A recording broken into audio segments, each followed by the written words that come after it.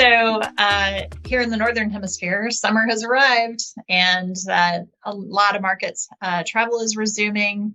And some have fairly complex rules for travelers. And then you add travel insurance on top of that, and that just adds another layer of complexity for the consumer. So, Kenneth, I'm going to ask you the same question that our friend Natalie DeFreitas asked you this time last year. How quickly do you think insurers are responding to building new capabilities in this ever-changing scenario? So I will say, Abby, insurance is not, as an industry, we're not really tuned to making short burst changes for temporary conditions, right? We tend to run on long-term actuarial tables. And so when fundamentally you look at sort of massive discontinuities like we're seeing on a weekly basis, right? The UK's sort of stoplight categorization for travel countries changes on a daily basis, right? So is travel insurance going to suddenly change its fundamental cover and available coverage to actually match that on a day-to-day basis? No, I don't think they are, right? And in fact, a lot of those policies actually come with a very clear sort of, maybe it's fine print that says it does not cover change in regulatory status of the location you're in.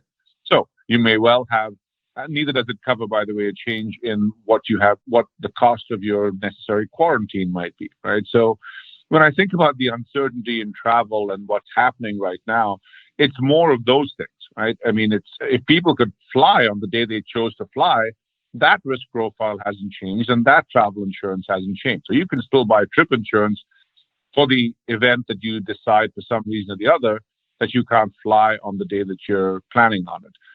What in the industry and what the travel insurance products aren't going to do is, I don't think, is going to really adjust on this very, very rapid basis to who's on the list, who's off the list, who needs to quarantine, for how long, is it a hotel, etc. Just because that's not the kind of pricing and trend analysis you can create to create pooled risk. So, I do think travel is going to come back quickly. We're seeing, certainly in the U.S., we're seeing lots of states step away from mask mandates, etc. So I think we will see a very nice uptake in economic activity, including travel. I don't think the insurance industry is going to create a new set of products and services for this summer. I think we will see a broader set of changes around how the industry offers products for pandemic situations and long-term business interruption and things that we've learned from the last 12 to 18 months.